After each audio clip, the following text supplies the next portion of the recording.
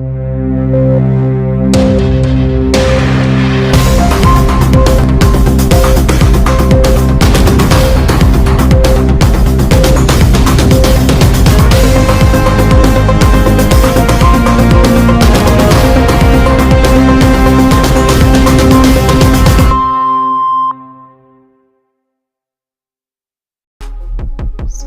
ನಮಸ್ಕಾರ. ಸ್ನೇಹಿತರೆ ಹೇಗಿದ್ದೀರಾ ಎಲ್ಲರೂ? ಸ್ನೇಹಿತರೆ ಯಾರಾದರೂ ಮೊದಲನೇ ಬಾರಿ ನಮ್ಮ ಚಾನಲ್ಗೆ ಬಂದಿದ್ದೀರಿ ನೋಡ್ತಿದ್ರೆ ಈಗಲೇ ದಯಮಾಡಿ ಸಬ್ಸ್ಕ್ರೈಬ್ ಮಾಡ್ಕೊಳ್ಳಿ. ಹಾಗೆ ಪಕ್ಕದಲ್ಲಿ ಕಾಣುವಂಥ ಬೆಲ್ ಐಕನ್ ಒತ್ತಿ. ನೀವು ಬೆಳಗ್ಗಿಂದ ನೋಡ್ತಾ ಇರ್ತೀರಾ ಸುದ್ದಿ, ನಮ್ಮ ದೇಶದ 5 ವರ್ಷದ ಭವಿಷ್ಯ ಯಾರ ಕೈಯಲ್ಲಿ, ಯಾವ ಪಕ್ಷದ ಕೈಯಲ್ಲಿ ಇರುತ್ತೆ ಅಂಥೇಳಿ ಎಲ್ಲರೂ ಗೊಂದಲದಿಂದ ಕೆಲಸ ಕಾರ್ಯಗಳು ಬಿಟ್ಟು ಗೊಂದಲದಿಂದ ಕಾಯ್ತಾ ನೋಡ್ತಾ ಇದ್ದಾರೆ. ಟಿ ವಿ ಚಾನಲ್ಸ್ ನೋಡಿಕೊಂಡು ಏನಾಗಿತ್ತು, ಹೇಗೆ ಆಯಿತು ಅಂತ ಹೇಳಿ ಕೊನೆಗೆ BJP ಮುಂದೆ ಬಂದಿದೆ, ಮೋದಿಜಿಯವರು ಪ್ರಧಾನಮಂತ್ರಿ ಆಗ್ತಾರಂತೆ. ಕೆಲವ್ರಿಗೆ ಸ್ಪಷ್ಟವಾಗಿ ಮಾಹಿತಿ ಇಲ್ಲದೆ ಅವರು ಆ ರೀತಿ ಯೋಚನೆ ಮಾಡ್ತಾರೆ. ಆದರೆ ಮ್ಯಾಜಿಕ್ ನಂಬರ್ಗೆ ಇವತ್ತು BJP ಕೂಡ ಬಂದಿಲ್ಲ, ಅರ್ಥ ಮಾಡ್ಕೊಳ್ಳಿ. ಮ್ಯಾಜಿಕ್ ನಂಬರ್ 272 ಪ್ರಧಾನಮಂತ್ರಿ ಸ್ಥಾನದಲ್ಲಿ ಯಾವುದೋ ಒಂದು ಪಕ್ಷ ಕೂತ್ಕೋಬೇಕಾದ್ರೆ ಅವ್ರ ಪಕ್ಷದಲ್ಲಿ ಬೇಕಾಗಿರೋ ಸೀಟುಗಳು, MP ಸ್ಥಾನಗಳು 272 ಬೇಕಾಗುತ್ತೆ. ಆದರೆ ಈಗ BJPಗೆ ಬಹುಮತ ಸಿಕ್ಕಿಲ್ಲ, ಅರ್ಥ ಮಾಡ್ಕೊಳ್ಳಿ. ನೋಡಿ, ಪ್ರಧಾನಮಂತ್ರಿ ಮೋದಿಜಿಯವರು ಪ್ರತಿಯೊಂದು ವೇದಿಕೆ ಕಾರ್ಯಕ್ರಮಗಳಲ್ಲಿ ಜನರಿಗೆ ಉದ್ದೇಶಿಸಿ ಮಾತಾಡ್ತಿದ್ದು, ಈ ಸಲ 400 ಸೀಟ್ ಪಕ್ಕ ಗೆಲ್ತೀವಿ, ಇಸ್ ಬಾರ್ 400 ಪಾರ್ ಅಂಥೇಳಿ ಹೇಳ್ಕೊಂಡು ಬರ್ತಾಯಿದ್ರು. ಆದರೆ ಅವರು ಇಷ್ಟು ನಾನು ಸೀಟ್ಗಳು ಪಡೆಯೋದಕ್ಕೆ ನಾನು ಏನು ಮಾಡಿದ್ದೀನಿ 10 ವರ್ಷದಲ್ಲಿ ಮಾಡಿರೋದು ಬಗ್ಗೆ ಯಾವುದೇ ಹೇಳ್ತಾ ಇರಲಿಲ್ಲ. ಇಲ್ಲಿ 1-2 ಗೊಂದಲಗಳು, ಪ್ರತಿಯೊಬ್ಬರು ಯೋಚನೆ ಮಾಡುವಂಥ ವಿಷಯಗಳು 2. ನಾನು ಈ ಹಿಂದೆ 10 ವರ್ಷದಲ್ಲಿ ಏನು ಮಾಡಿದ್ದೀನಿ, ಮುಂದೆ ಏನು ಮಾಡ್ತೀನಿ, ಜಸ್ಟ್ ಒಂದು ಸ್ಪಷ್ಟವಾದ ಮಾಹಿತಿ ಜನರಲ್ಲಿ ಕೊಟ್ಟಿಲ್ಲ ಅವರು. ಸ್ನೇಹಿತರೆ ಅರ್ಥ ಮಾಡ್ಕೊಳ್ಳಿ, ಇವತ್ತಿನ ಫಲಿತಾಂಶ ನಿಮ್ಮ ತಲೆಗೆ ಹೋಗಿದೆಯೇ ಇಲ್ಲೋ ಗೊತ್ತಿಲ್ಲ. ಒಂದು ಥರ ನೀಟಾಗಿ ಸಂಪೂರ್ಣವಾಗಿ ಮನಸ್ಸು ಹಾಕಿ ಯೋಚನೆ ಮಾಡಿ. ಇವತ್ತು ನಮ್ಮ ಇಡೀ ಭಾರತದಲ್ಲಿ, ಉತ್ತರ ಭಾರತದಲ್ಲಿ ಬರುವಂಥ ರಾಜ್ಯಗಳಲ್ಲಿ ಎಲ್ಲ ಕಡೆಯೂ BJPಗೆ ಹೀನಾಯ ಸೋಲು, ಅಂದರೆ ತುಂಬ ಕಡಿಮೆ ಆಗಿದೆ ಸೀಟುಗಳು. ಇವತ್ತು ಮ್ಯಾಜಿಕ್ ನಂಬರ್ ಬರದೇ ಇರೋದಕ್ಕೆ ಕಾರಣವೇ ಉತ್ತರ ಪ್ರದೇಶ, UP ಅಂದರೆ ಯೋಗಿ ಆದಿತ್ಯನಾಥ್ ರಾಜ್ಯ. ಅಲ್ಲಿ ಮುಖ್ಯಮಂತ್ರಿ ಆದಂತಹ ಯೋಗಿ ಆದಿತ್ಯನಾಥ್ ಅವರ ರಾಜ್ಯದಲ್ಲಿ UPನಲ್ಲೇ ಮೋದಿಗೆ ತುಂಬ ಒಂದು ಹೀನಾಯ ಸೋಲಾಗಿರೋದು. ಯಾಕಂತ ಹೇಳಿದ್ರೆ 2014ರಲ್ಲಿ 80 ಸ್ಥಾನಗಳು, ಇಲ್ಲಿ ಉತ್ತರ UPನಲ್ಲಿ MP ಸ್ಥಾನಗಳಿರೋದು 80 ಸ್ಥಾನಗಳು. ಅದರಲ್ಲಿ 2014ರಲ್ಲಿ 80 ಬಂದಿತ್ತು, ಮತ್ತು 2019ರಲ್ಲಿ ಸುಮಾರು ಅಂದರೆ 75ವರೆಗೂ ಬಂದಿತ್ತು. ಆದರೆ ಈ ಸಲ ಒಂದು 33-34 ಅಷ್ಟೇ ಬಂದಿದೆ, ಕನಿಷ್ಠ 40 ಕೂಡ ಬಂದಿಲ್ಲ. ಹಾಗಾಗಿ ಇಲ್ಲಿ ಹೀನಾಯ ಸೋಲು UPಯಲ್ಲಿ. ಅದರಲ್ಲಿ ಕೂಡ ಯೋಚನೆ ಮಾಡಿ, ಅಯೋಧ್ಯದಲ್ಲಿ ರಾಮ ಮಂದಿರ ಕಟ್ಟಿರುವಂತಹ ಕ್ಷೇತ್ರದಲ್ಲೇ BJP ಸೋಲನ್ನು ಹೊಂದಿದೆ. ಅಂದರೆ ಇವರು ರಾಮ ಮಂದಿರವನ್ನು ಕಟ್ಟಿಬಿಟ್ಟು ರಾಮ ಮಂದಿರ ಹೆಸರಲ್ಲಿ ಮತ ಯಾಚನೆ ಮಾಡಿದ್ದಾರೆ.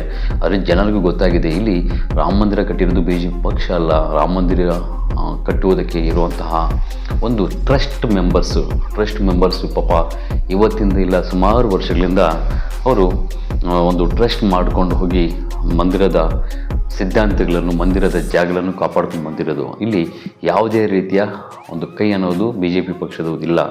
ಆದರೆ ಇವರು ಆ ಸಮಯದಲ್ಲಿ ಒಂದು ಯಾವಾಗ ನ್ಯಾಯವಾಗಿ ರಾಮ ಮಂದಿರ ಕಟ್ಟಿದ್ರು, ಆ ರಾಮ ಮಂದಿರದ ಕಟ್ಟಿರೋದಕ್ಕೆ ಇವರು ಮತ, ಅಲ್ಲಿ ರಾಮ ಮಂದಿರ ಹೆಸರು ಹೇಳ್ಕೊಂಡು ಮತ ಮಾಡೋಕ್ಕೆ ಹೋದರು. ಅಲ್ಲಿ ಜನ ಅರ್ಥ ಆಗಿದೆ ಯಾರಿಂದಲೇ ರಾಮ ಮಂದಿರ ಆಗಿದೆ ಅಂಥೇಳಿ. ಅದಕ್ಕೆ ಅಲ್ಲಿ ಮಂದಿರದ ಕಡೆ ನೋಡಿ ಯಾರೂ ಮತ ಹಾಕಿಲ್ಲ, ಬದಲಾಗಿ ಏನು ಅಭಿವೃದ್ಧಿ ಕಡೆಗೆ ನೋಡಿ ಈಗ ಮತ ಹಾಕಿರೋದು. ಸ್ನೇಹಿತರೆ, ಇಲ್ಲಿ ಪ್ರತಿಯೊಬ್ಬರು ಯೋಚನೆ ಮಾಡಬೇಕಾದ ವಿಷಯ ಒಂದು ಹೇಳಿ ಅರ್ಥ ಮಾಡ್ಕೊಳ್ಳಿ. ಉತ್ತರ ಭಾರತದ ಕಡೆ ಎಲ್ಲ ಕಡೆಯೂ ಮೋದಿಯ ಅಲೆ ಏನಿದೆ ತುಂಬ ಡೌನ್ ಆಗಿದೆ. ನೋಡಿ, UPನಲ್ಲಿ ಯೋಗಿ ಆದಿತ್ಯನಾಥ್ ರಾಜ್ಯದಲ್ಲಿ ಅರ್ಧಕ್ಕರ್ಧ ಸೀಟ್ಗಳು ಬಂದಿದ್ದಕ್ಕೆ ಇವತ್ತು ಮ್ಯಾಜಿಕ್ ನಂಬರ್ ಬರದೇ ಇರೋದಕ್ಕೆ ಅತಿ ಮುಖ್ಯವಾದ ಮೋದಿಗೆ ಇವತ್ತು ಕೂತ್ಕೊಳ್ಳೋಕ್ಕೆ ಮ್ಯಾಜಿಕ್ ನಂಬರ್ 272 ಸೀಟ್ಗಳು ಬರದೇ ಇರೋದಕ್ಕೆ ಕಾರಣವೇ ಯೋಗಿ ಆದಿತ್ಯನಾಥೇ ಅವರ ಕಾರಣ. ಯಾಕಂತ ಹೇಳ್ತೀರಾ, ಇಲ್ಲಿ ಇವರು ಕಾನೂನು ವಿರುದ್ಧವಾಗಿ ನಡ್ಕೊತಿದ್ದಾರೆ. ವಿದ್ಯಾವಂತರಾಗಿ ಒಂದು ಕಾನೂನು ಸಂವಿಧಾನದ ರೀತಿಯಲ್ಲಿ ನಡ್ಕೊತಿಲ್ಲ. ಯಾರೇ ಆಗಲಿ, PM ಆಗಲಿ, CM ಆಗಲಿ, ನಮ್ಮ ದೇಶದ ಸಿದ್ಧಾಂತಗಳೇನು, ನಮ್ಮ ದೇಶದಲ್ಲಿ ನಡೀತಿರುವಂತಹ ಏನು ಕಾನೂನು ರೀತಿಯಲ್ಲಿ ಹೋಗಬೇಕು. ಒಂದು ಮುಖ್ಯಮಂತ್ರಿ ಸ್ಥಾನದಲ್ಲಿದ್ದು ಏನು ಕೇಳದೆ ಹೋಗದೆ ಒಂದು ಬುಲ್ಡೇಜರ್ ಉಪಯೋಗಿಸಿ ಒಂದು ಕಟ್ಟಡಗಳನ್ನು ಬೀಳಿಸ್ತಾನಂದರೆ ಯಾವ ಸಂವಿಧಾನದಲ್ಲಿ ಬರೆದಿದೆ ಇಲ್ಲಿ ಮುಸ್ಲಿಮ್ಸ್ ಮೇಲೆ ಬೀಳ್ತಿರೋದು ಒಂದು ಅತಿ ಮುಖ್ಯವಾದ ಒಂದು ತೊಂದರೆ ಆಗಿದೆ. ಯೋಗಿ ಮೇಲೆ ಇರೋದು ತುಂಬ ಕೆಟ್ಟ ಹೆಸರು. ಈ ರೀತಿ ಬಿಲ್ಡಿಂಗ್ಸ್ ಮೇಲೆ ಇವರು ಸಡನ್ನಾಗಿ ಬುಲ್ಡೇಜರ್ ತೊಗೊಂಡೋಗಿ ಬೀಳಿಸೋದು ಒಂದು. ಎರಡನೇದಾಗಿ ಇವರ ಕ್ಷೇತ್ರ UPನಲ್ಲಿ ಒಂದು ಸರ್ವೆ ಮಾಡಿ ನೀವು ಬೇಕಾದ್ರೆ ಯಾವುದೇ ಒಂದು ಸರ್ಕಾರಿ ಕಚೇರಿಗಳಲ್ಲಿ ಯಾರಾದರೂ ಪಬ್ಲಿಕ್ ಸಾಮಾನ್ಯ ವ್ಯಕ್ತಿರು ಒಂದು ನಮಗೆ ಕೆಲಸ ಕಾರ್ಯಗಳು ಆಗ್ತಿಲ್ಲ, ರಸ್ತೆಗಳಾಗಿಲ್ಲ ಅಂಥೇಳಿ ಮಾತಾಡಿದಿರಂದರೆ ತಕ್ಷಣ ಅವ್ರಿಗೆ ಹೋಗಿ ಅವ್ರ ಮೇಲೆ ರಿಯಾಕ್ಷನ್ ತೊಗೊಳ್ಳೋದು, ಗೂಂಡಾಗಿರಿ ಮಾಡೋದು, ಆ ರೀತಿ ನಡೀತಿದೆ ಅಲ್ಲಿ ನಡೀತಿರೋದು. ಅಭಿವೃದ್ಧಿ ಹೆಸರು ಹೇಳ್ಕೊಂಡು ಏನಾದರೂ ನಮಗೆ ಇಲ್ಲಿ ರಸ್ತೆಗಳಾಗಿಲ್ಲ, ಇಲ್ಲಿ ಸಮಸ್ಯೆ ಆಗಿದೆ ಅಂತ ಹೇಳಿದ್ರೆ ಅವ್ರು ಟಾರ್ಗೆಟ್ ಆಗ್ತಾರೆ. ಭಯಂಕರವಾಗಿ ಇಟ್ಕೊಂಡಿದ್ದಾರೆ ಯೋಗಿ ಆದಿತ್ಯನಾಥ್. ಇಲ್ಲಿ ಅವ್ರ ಊರಲ್ಲಿ ಅವರು ಏನಂತ ಅಲ್ಲಿರೋರು ಗೊತ್ತಾಗುತ್ತೆ ಹೊರತು ಬೇರೆ ಊರ ಜನಕ್ಕೆ ನಾನು ಚೆನ್ನಾಗಿದ್ದೀನಿ ಅಂತ ಇಲ್ಲಿ ಉತ್ತರ ಭಾರತದವರು ಬಂದು ದಕ್ಷಿಣ ಭಾರತದಲ್ಲಿ ಹೇಳ್ತಿದ್ದಾರೆ. ಅದನ್ನು ಚೆನ್ನಾಗಿ ಮಾಡಿದ್ದಾರೆ ಅಂತ ಅಲ್ಲಿಗೆ ಹೋದರೆ ಗೊತ್ತಾಗೋದು. ಎರಡನೇದಾಗಿ ಇಲ್ಲಿ ಮುಸ್ಲಿಮ್ಸ್ ಮೇಲೆ ಬುಲ್ಡೇಜರ್ ಬಿಡಿಸೋದು ಅಷ್ಟೇ ಅಲ್ಲ, ಎರಡನೇದಾಗಿ ಇವ್ರದ್ದು ಏನಂದರೆ ತೊಂದರೆ ಮುಖ್ಯ ಕೆಟ್ಟ ಹೆಸರಿಗೆ ಸರ್ಕಾರಿ ಕಚೇರಿಗಳಲ್ಲಾಗ್ಬೋದು, ಅಭಿವೃದ್ಧಿ ಆಗ್ತಿಲ್ಲ, ಅಲ್ಲಿ ಯಾವುದಾದ್ರು ಶಾಸಕರಾಗ್ಬೋದು, ಇವ್ರಿಗೆ ಕೇಳಂಗಿಲ್ಲ, ತುಂಬ ಭಯ ಇದೆ ಇವ್ರದ್ದು.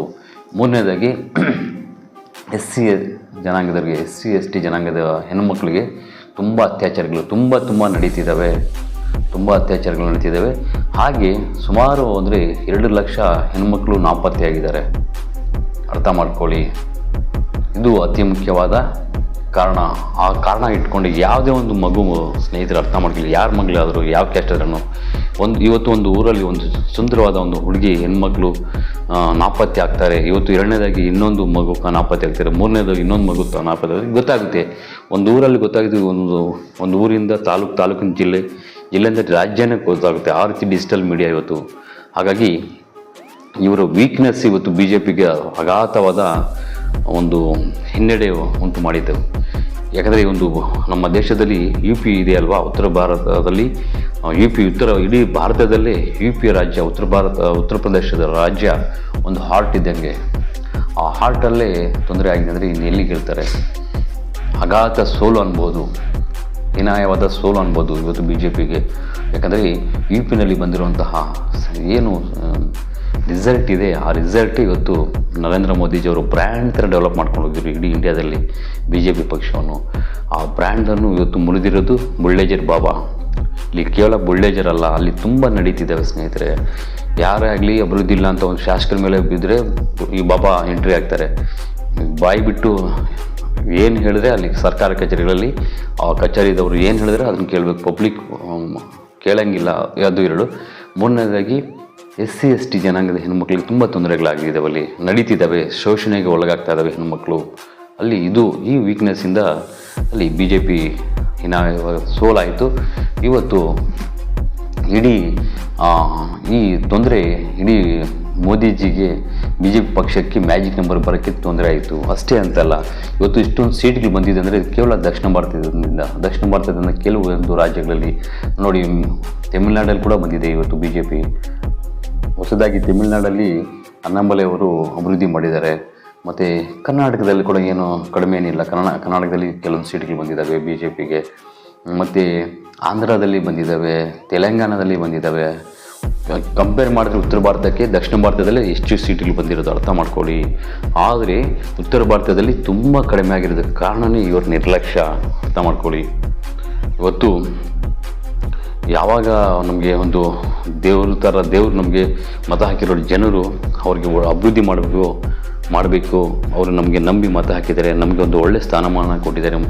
ಮುಖ್ಯಮಂತ್ರಿ ಸ್ಥಾನಗಳಾಗ್ಬೋದು, ಯಾವುದೇ ಒಂದು ಸಚಿವರಾಗ್ಬೋದು, ಸಂಸದರಾಗ್ಬೋದು, ಅದನ್ನು ಗೌರವ ಇಟ್ಕೊಂಡು ಆ ಪೋಸ್ಟ್ಗೆ ಅಭಿವೃದ್ಧಿ ಮಾಡಿದ್ರೆ ಯಾವುದೇ ಕಾರಣಕ್ಕೆ ಹಿಂದೆ ಹೋಗೋದಿರಲ್ಲ ಸ್ನೇಹಿತರೆ. ಯಾವಾಗ ಈ ಯೋಗಿ ಆದಿತ್ಯನಾಥ್ ಅವರು ಈ ರೀತಿ ನಡ್ಕೊಂಡ್ರು, ಇವತ್ತು ಇಡೀ ಪಕ್ಷಕ್ಕೆ ಒಂದು ಹೀನಾಯವಾದ ಸೋಲು ಅಂತ ಹೇಳ್ಬೋದು ಸ್ನೇಹಿತರೆ. ಇದು ಸ್ನೇಹಿತರೆ ಇವತ್ತು ನನ್ನ ಅನಿಸಿಕೆ. ಮಾಸ್ಟರ್ ಮೈಂಡ್ ಡೈರೆಕ್ಷನ್ ಆಗಿ ನಾನು ಹೇಳೋದಿಷ್ಟೇ. ಇವತ್ತು BJPಗೆ ಮ್ಯಾಜಿಕ್ ನಂಬರ್ ಬರೆದಿರೋದಕ್ಕೆ ಕಾರಣವೇ ಉತ್ತರ ಪ್ರದೇಶ, UPಯ ಈ ರಾಜ್ಯದ ಸೋಲು. ಏಕೆಂದರೆ ನರೇಂದ್ರ ಮೋದಿಜಿಯವರು ಇವತ್ತು ಇಡೀ ದೇಶದಲ್ಲಿ ಬ್ಯಾಲೆನ್ಸ್ ಮಾಡ್ಕೊಂಡು ಬರ್ತಾಯಿದ್ರು ತುಂಬ ಈಕ್ವಲಾಗಿ. ಯಾವುದೇ ರೀತಿಯ ಒಂದು ಕ್ಯಾಸ್ಟ್ ಮೇಲೆ ಒಂದು ಗಲಭೆಗಳು ಸೃಷ್ಟಿ ಮಾಡೋಕ್ಕೂ ಬಿಡ್ತಿರ್ಲಿಲ್ಲ. ಪಕ್ಷವನ್ನು ತುಂಬ ಚೆನ್ನಾಗಿ ಬೆಳೆಸ್ಕೊಂಡ್ಬಂದಿದ್ರು ಇಡೀ ದೇಶದಲ್ಲಿ. ಇವತ್ತು ಈ ರಾಜ್ಯದಿಂದ ಇವತ್ತು ಈ ರೀತಿ ಆಯಿತು. ಸ್ನೇಹಿತರೆ, ನಿಮ್ಮ ಅನಿಸಿಕೆ ಬಗ್ಗೆ ಕಮೆಂಟ್ ಬಾಕ್ಸಲ್ಲಿ ತಿಳಿಸಿ. ನಮಸ್ಕಾರ, ಧನ್ಯವಾದಗಳು.